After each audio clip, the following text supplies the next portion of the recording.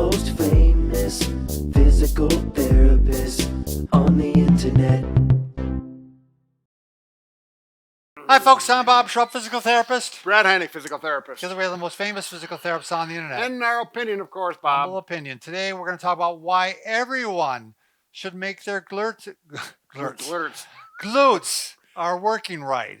How, why, and we're also going to talk about the chair of death. Oh, Bob. A little intrigue. So just, glutes, muscles in your butt and your hips. Those are the muscles that are really important for We'll walking. talk about them. Yep. We'll get into this. By the way, if you're new to our channel, please take a second to subscribe to us. We provide videos on how to stay healthy, fit, pain-free, and we upload every day. Also, go to bobandbrad.com. Go to the giveaway section.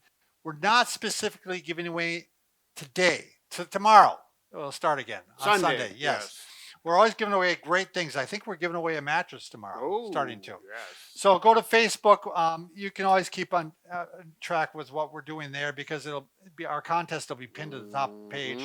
Go to Twitter, Instagram, or TikTok if you want a 60-second version of our program. Absolutely, Bob. All right, all the glute muscles. The glute maximus, that's the big muscle on the back here. Yeah, right there. Glute minimus and medius, those are the ones on the side.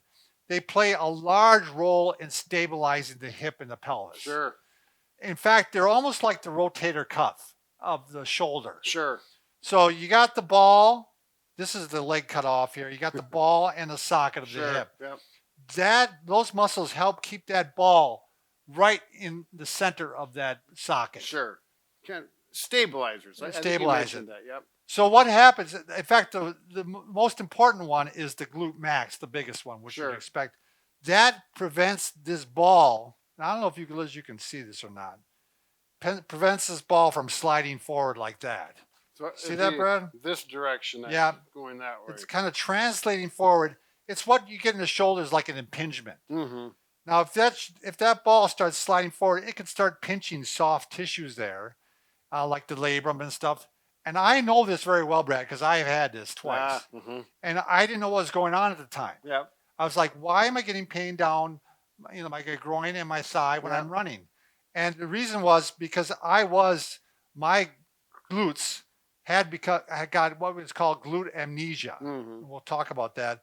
But my glutes weren't working right, so my hamstrings were overworking. And your hamstrings attached down here further. And they actually cause like a lever arm and cause that ball to move forward. Right.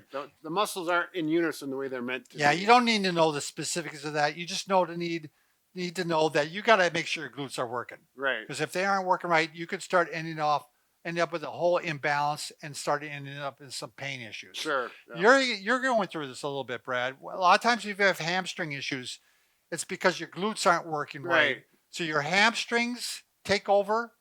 They'll work harder if your glutes aren't working, and your back muscles will work harder. The muscles surrounding the glutes. Yeah. So if the glutes aren't doing their job, they're the biggest muscle in on your lower extremity. Then other ones are going to take over, and they're not going to do as good a job. They're going to maybe tear, or they're going to hurt your back. So almost everybody can benefit from this. Right. You bet. And a lot of times, one of the things that causes glutes to get weak is if you sit a lot. Well, who doesn't do that now? Right. Quite often we're a sitting society. So anyway, this was actually developed by Dr. Vladimir Yanda. We think it's said, right? He called it crossed pelvis syndrome, and there's that's lower crossed pelvis syndrome because there's also an upper cross syndrome where you have tight chest. But we're talking about the hips. We're talking about the hips, yeah.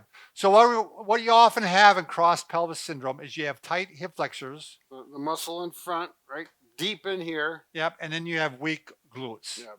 So they work with each other. The hip flexors flexes, the glutes extends, and that's where that scenario. If those glutes are weak, you also might overwork your hip flexors too. Sure. So, all right, let's get into it, Brad. Let's show the two tests first. If you want to get rid of this one. I'll show first the one. Now this is just to give you an indicator. I think most of you are going to find out that it's kind of a little bit difficult to tell, but you can lay prone or on your stomach on the floor. And what you're going to do is you're going to take your hand and you're going to put your palm on the butt and the fingertips on the hamstring. The hamstrings are running right through here in the back of the leg. What you're going to do is you're going to lift your leg up, and what you want to feel is which muscle kicks in first. Is it the butt muscle or is it the hamstring? If they kick in together, which mine are doing, you're fine. If the hamstring kicks in first and the glute muscle, it doesn't kick in, or it kicks in slow, or feels a little bit mushy, you probably got to work on your glutes a little bit. So when he says kicks in, you feel them contract. And when your hand is back there, you'll feel them tighten up. And this is one of those things that, it might be hard for someone to do it if you're not a therapist. But go ahead and see if you can feel that the contraction of each muscle group. Let me just say this. For most of you, you're going to want to do some of these glute strengthening exercises. And I'm going to show you some at the end. They're not going to do any harm. They're not going to do any harm, and most of you are going to benefit from them. Sure. We got to talk about the chair of death, Brad. So let's just show this is another test you can do. Your name, the chair of death? I didn't name it the chair of death. Okay. I saw a couple people online that called it the chair of death. So, okay. So we have the chair, and I'm going to stand with my knees touching. Right, touching the knees, feet underneath the chair. So we want a chair like this, not a recliner. Right, or not a like big, that. heavy chair. And I'm going to stand with good posture. Yeah. Okay. And then I'm going to do a squat. I'm going to squat down. Now, if I do this and the chair moves. Yeah, you're not using your glutes as much. You're not able to use your glutes. You want to be able to try to squat without moving the chair. So that is a tactile, a physical reminder, if you will. So I can get about down to here, and then I'm going to lose my balance backwards. Nobody fall, by the way. Nobody get injured on this. Right. Yeah. Have either some help or, do it safely. But if you start going down and you find like right away, right there. Yeah. Then you're just leaning forward. You're not using those glutes at all. They're not firing like they should. So if you got hamstring problems or you got back problems, I would definitely strengthen the glutes.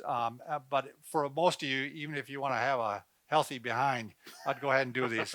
I'm going to show the beginner ones, Brad. There are advanced ones, but these are the simple beginner ones. The first one is bridging. Very simple to do. Just lie on the bed or lie on the floor. Bring your legs up like this, and you're going to start lifting up like this. Right. And the thing about this is you can go ahead and do 10 to 15. You can do a couple sets if you want to. Sure.